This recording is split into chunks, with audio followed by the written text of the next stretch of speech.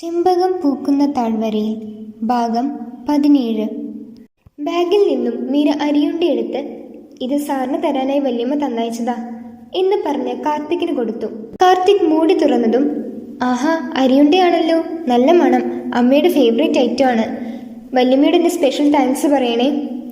ഉത്സവത്തിന് അന്ന് സാറിനെ കണ്ടപ്പോൾ തൊട്ട് വല്യമ്മ ഇടയ്ക്കിടയ്ക്ക് സാറിനെ പറ്റി പറയും.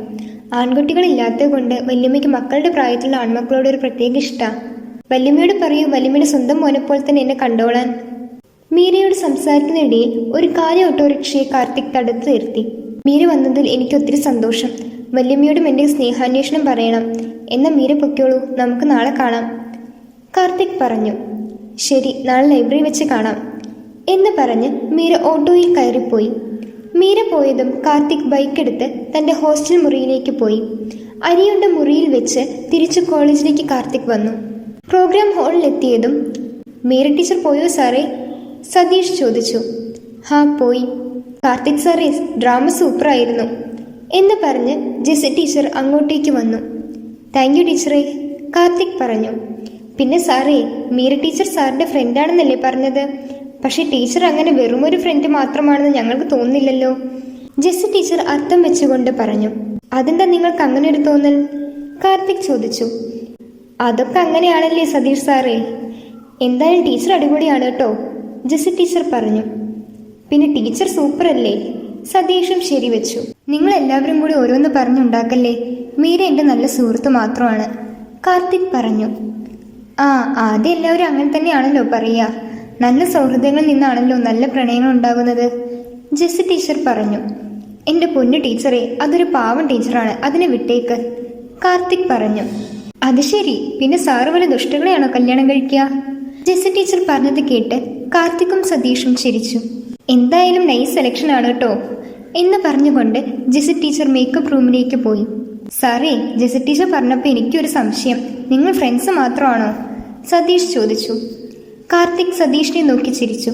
ഷീസ് മൈ ഗുഡ് ഫ്രണ്ട്, എൻ്റെ ഹൃദയത്തിൽ സൂക്ഷിക്കുന്ന പവിത്രമായ സൗഹൃദത്തിനുടമ, കാർത്തിക് പറഞ്ഞു. പരിപാടികളെല്ലാം കഴിഞ്ഞ് കാർത്തിക് മുറിയിലെത്തി. കഴിഞ്ഞ് ബെഡിൽ വന്നിരുന്നു.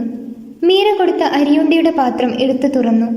വാട്ടിയ വാഴയിലയിൽ പൊതിഞ്ഞ അരിയുണ്ടിയുടെ മണം കാർത്തിക് വേണ്ടുവോളം ആസ്വദിച്ചു. അരിയുണ്ട കഴിക്കുന്നൊരു ഫോട്ടോ എടുത്ത് കാർത്തിക് അമ്മയ്ക്ക് അയച്ചു കൊടുത്തു. ആവശ്യത്തിന് മധുരവും നിറയെ തേങ്ങയുടെ സ്വാദും, അമ്മയുണ്ടാക്കുന്ന അതേ രുചി. 3-4 കാർത്തിക് ഒറ്റയിരിപ്പിന് കഴിച്ചു. ബാക്കി ഭദ്രമായി അടച്ചു വെച്ചു.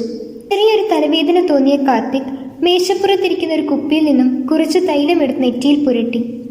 എന്നിട്ട് ഫോൺ എടുത്ത് കാർത്തിക് മീരയെ വിളിച്ചു. ഹലോ മീര. Hello sir. അരിയുണ്ട കഴിച്ചു, പറയാതിരിക്കാൻ വയ്യ, അസാധ്യ ടേസ്റ്റ് ആയിരുന്നു, കാർത്തിക് പറഞ്ഞു. ഞാൻ വല്യമ്മയോട് പറയാം. പ്രോഗ്രാം ഒക്കെ കഴിഞ്ഞു, ഇപ്പം എവിടെയാണ്? മീര ചോദിച്ചു. പ്രോഗ്രാം കഴിഞ്ഞു, ഇപ്പം ഞാൻ മുറിയിലെത്തി. അരിയുണ്ട കഴിച്ചു കഴിഞ്ഞപ്പോൾ മീരയെ വിളിക്കണമെന്ന് തോന്നി. ഒരു വീട് ശരിയായിട്ടുണ്ട്, മറ്റന്നാൾ അങ്ങോട്ട് മാറണം. എവിടെയാണ് വീട്? ഒറ്റയ്ക്കൊരു വീടാണോ അതോ ക്വാർട്ടേഴ്സ് പോലെയോ? ഒറ്റയ്ക്കൊരു വീടാണ്, കോളേജിൻ്റെ അടുത്ത് തന്നെയാണ്. ഒറ്റയ്ക്കൊരു വീടാകുമ്പോൾ കുറച്ച് ഏകാന്തതയും കിട്ടുമല്ലോ. അമ്മ നാട്ടിലേക്ക് വന്നാൽ സാറ് തിരിച്ചു പോകുമോ? മീര ചോദിച്ചു. ആ ചോദ്യം കാർത്തിക്കിൻ്റെ മനസ്സിനെ ഒന്ന് തളർത്തി. ഒരു നിശബ്ദതയ്ക്ക് ശേഷം കാർത്തിക് അമ്മ തനിച്ചല്ലേ, തിരിച്ചു പോകണം എന്ന് കാർത്തിക് പറഞ്ഞു. അമ്മയും ചേച്ചിയൊക്കെ സുഖമായിരിക്കുന്നോ? ചേച്ചിക്കിപ്പോൾ എങ്ങനെ, പ്രോബ്ലം ഒന്നുമില്ലല്ലോ? ഹേയ്, ചേച്ചിക്ക് കുറച്ച് റിസ്ക്കാണ്, മരുന്നും കാര്യങ്ങളുമായി അങ്ങനെ പോകുന്നു. ഒരു ഹോം നഴ്സും ഉണ്ട്. ട്രാവൽ ചെയ്യാൻ ബുദ്ധിമുട്ടില്ലെങ്കിൽ അവർ 7th month വരും, ഇല്ലെങ്കിൽ ഡെലിവറി കഴിഞ്ഞേ വരൂ. ഇനി സാർ എന്ന നാട്ടിലേക്ക് പോകുന്നത്? ഇനി അടുത്ത ആഴ്ചയെ പോകൂ. പിന്നെ മീര ചെമ്പകത്തൈ വെച്ചോ? തൈയൊക്കെ അന്ന് തന്നെ വെച്ചു. അതിൽ പൂക്കളുണ്ടായ എൻ്റെ മുറിയിൽ ജനലിലൂടെ പറിക്കാം. അതിലൊരു പൂ ഉണ്ടാകാൻ ഞാൻ കാത്തിരിക്കുകയാണ്. കുറച്ചു നാളും കൂടി കഴിഞ്ഞാൽ പിന്നെ മീരയ്ക്ക് ഡീലറുടെ ആവശ്യം ഉണ്ടാകില്ല അല്ലേ? ഈ മരം മുഴുവൻ പുഷ്പിച്ചാലും സാറിൻ്റെ കയ്യിൽ നിന്നൊരു ചെമ്പകം ഞാൻ പ്രതീക്ഷിക്കും. അപ്പം ഞാൻ എൻ്റെ നാട്ടിലേക്ക് പോയാലോ? അപ്പം എനിക്ക് കൊറിയർ അയച്ചു തന്നാൽ മതി, മീര പറഞ്ഞു. മീര പറഞ്ഞത് കേട്ട് കാർത്തിക് ചിരിച്ചു. ഇന്ന് ഡീലർക്ക് ചെമ്പകമൊന്നും കിട്ടിയില്ലേ? ഇന്ന് 1-2 പൂക്കൾ മാത്രമേ കിട്ടിയുള്ളൂ. അത് ഞാൻ എൻ്റെ പുസ്തകത്തിൽ സൂക്ഷിച്ചു വെച്ചു. ശരി, എന്നാൽ മീര ഉറങ്ങിക്കോളൂ. Good night. കോൾ കട്ട് ചെയ്തതിനു ശേഷം മീര വല്യമ്മയോട് കാർത്തിക് വിളിച്ചതും അരിയുണ്ട കഴിച്ചതിനെ പറ്റിയും പറഞ്ഞു. കോൾ കട്ട് ചെയ്തതിനു ശേഷം കാർത്തിക് കയ്യിലുള്ള ചെമ്പകപ്പൂക്കളെ ഹൃദ്യമായി ഒന്ന് മണത്തു. ഈര, ഒത്തിരി നന്ദി എൻ്റെ നിമിഷങ്ങൾ സൗരഭ്യം നിറഞ്ഞതാക്കിയതിന്. കാർത്തിക് പതുക്കെ ആ ചെമ്പകപ്പൂക്കളോട് മന്ത്രിച്ചു. മീരയായിട്ടുള്ള സൗഹൃദത്തിന് ആഴം കൂട്ടിയ ചെമ്പകപ്പൂക്കളെ, നിനക്കും നന്ദി, കാർത്തിക് പറഞ്ഞു. കൈവെള്ളിയിലെ പൂക്കളെ നോക്കി കാർത്തിക് ആത്മകഥം പറഞ്ഞു. മീരയോടൊപ്പമുള്ള നിമിഷങ്ങൾ താൻ ആസ്വദിക്കുന്നു. ജെസ്സി ടീച്ചർ പറഞ്ഞതുപോലെ നല്ല സൗഹൃദങ്ങളിൽ നിന്നാണ് പലപ്പോഴും നല്ല പ്രണയങ്ങൾ ഉണ്ടാകുന്നത്. അതുപോലൊരിഷ്ടം തൻ്റെ ഉള്ളിൽ തോന്നിയിരിക്കുന്നു. പക്ഷേ ആ ഇഷ്ടത്തെ ഒരു സൗഹൃദത്തിനപ്പുറത്തേക്ക് കൊണ്ടുപോകാൻ ആഗ്രഹമുണ്ടെങ്കിൽ കൂടി തനിക്കതിനൊരിക്കലും കഴിയില്ല. മീര, നീ എനിക്ക് നല്ലൊരു സുഹൃത്തായി മാത്രം ഇരിക്കട്ടെ. ഈ ഭാഗം ഇഷ്ടമായാൽ തീർച്ചയായും ലൈക്ക് ചെയ്യൂ. നിങ്ങളുടെ അഭിപ്രായം കമൻറ്റ് ചെയ്യൂ.